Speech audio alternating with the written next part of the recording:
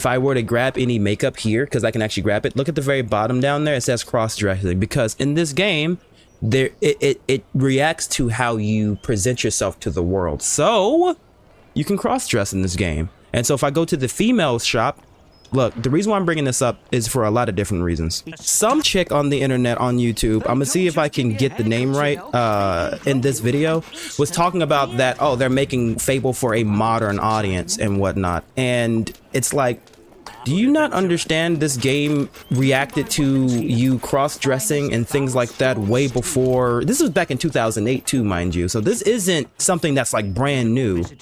I think it's funny that people would make the argument that because Fable, the new Fable is being made for a modern audience, that is now woke, when we've been able to cross-dress and drag dress since the very beginning in the series, especially since in this particular game right here, you can have a gay marriage. As a man, I can get married to a man in this game, and we can have a house and a family and all those things. I don't know if we can adopt. I've never been in a gay marriage before, but I know men can fall in love with you.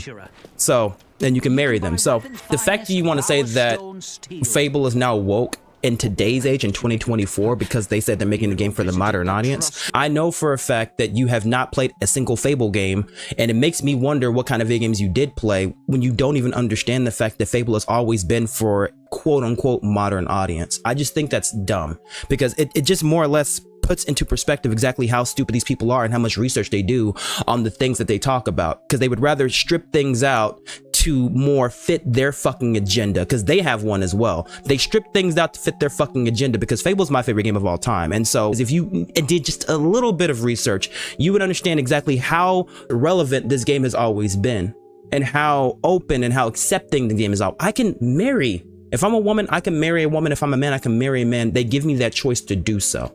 I appreciate that about Fable. I really do, because it's allowing everyone to feel involved, seen, and heard. So even if you like to cross-dress in real life, the game allows you to do that, and they give you cross-dressing points for it as well. So it's just think about how relevant this game actually is.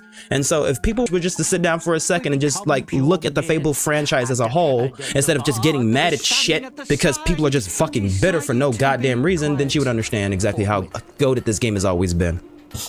And this game has never been for her. And let's not forget that there's actually an item in the game, in Fable 2, that allows you to change your character's gender.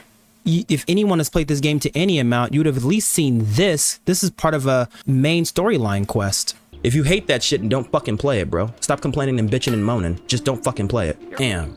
It ain't hard, bro. It ain't hard. Y'all, stop. Don't let people tell you things. Do y'all research, man. That's how people are able to get money from you and get over on you and just like lie to you. They try to prey on your angered emotions. They don't use facts or anything. This has been my favorite game of all time, and it's always been very accepting of everyone. And again, it doesn't put it in your face at all. It doesn't push an agenda. Again, themes like this have always been present. I give you another example. Bully by Rockstar. They allow you to give gifts to boys. You didn't think, I'm not sure you guys even knew that, but yeah, one of the bullies, Trent, the guy with the white or I think blonde hair, you can give him flowers and you guys can be boyfriend and boyfriend in that game. They even have a kissing animation for when you guys want to, you know, kiss and stuff. And Bully, a Rockstar game. And so in most cases, you would think, oh, that's just their wokeness if it would be released today, but it was there way back in 2003 when Bully first came out on PS2. So just understand that these themes are nothing new. It's just the fact that you weren't exposed to it. That's the only thing. And so since you're now getting more exposure to these themes, people are starting to believe that this thing is growing in popularity. It's like, no. There have always been people who cross-dress. There's always been people who've been gay. There's always people who've been lesbian. There's always people who've been trans. These things have always existed. It's just the internet was nowhere near as big, so you never had access to that kind of stuff. But now that everyone has a cell phone in their hand that connects into the internet, you're being exposed to so many things. You know what I mean? But it's just one of those things where it just kind of, it pisses me off to no degree, the fact that someone would just go straight up and just not do their research on something and then turn around and say, oh, modern audience for the new Fable game is going to be woke, without even giving a definition of what woke actually is. this, because if woke actually means, I don't know, pushing an agenda of homosexuality, or pushing an agenda of transgenderism, or pushing an agenda of lesbianism, or I'm assuming it's those things, or pushing an agenda of black female protagonists, or pushing an agenda of just women in general, which she's a woman, by the way, too, which is kind of funny.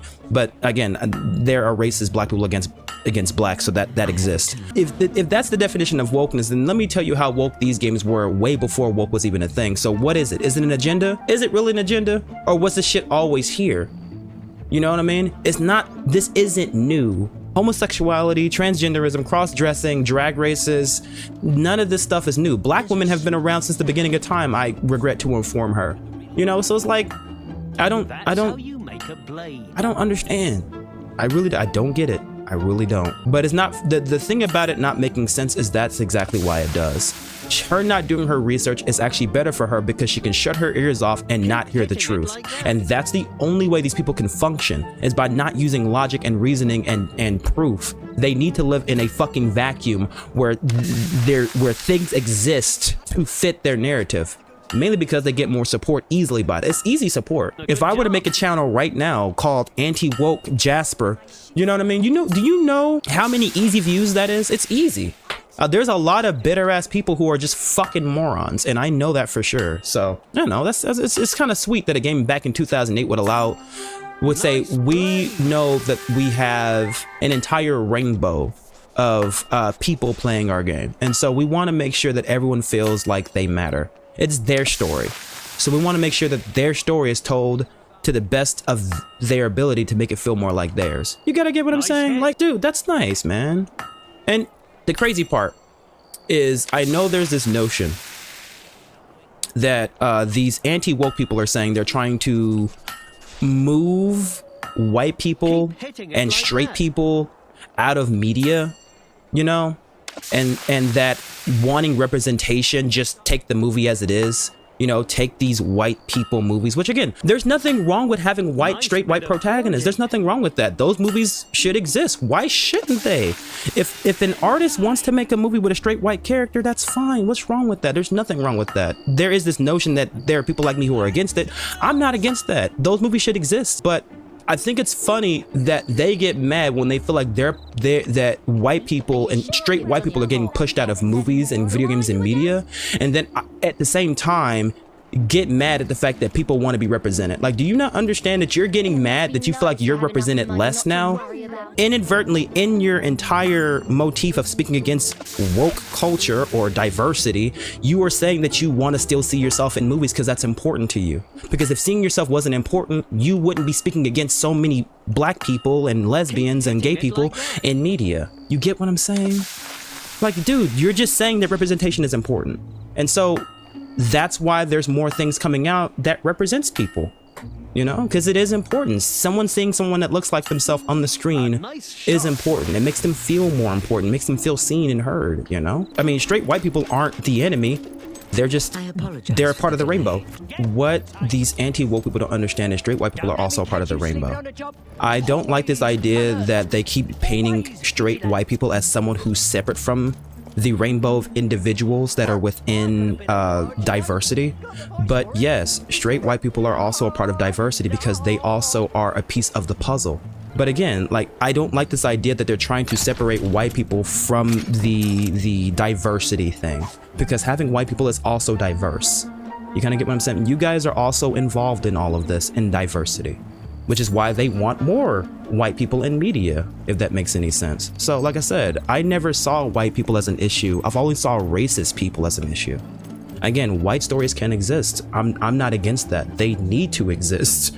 You know what I mean? Just like black stories need to exist with black protagonists, they need to exist. Stories with women, they need to exist. They all need to exist in order for everyone to feel important and represented, because that's what's most important, that everyone feels important and represented. And that includes straight white people as well.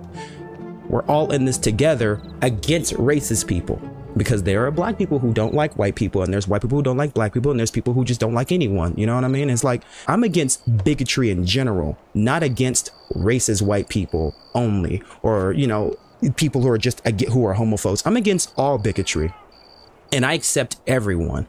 Again, white, black, straight, gay, you know, trans, you guys are all welcome here on my channel.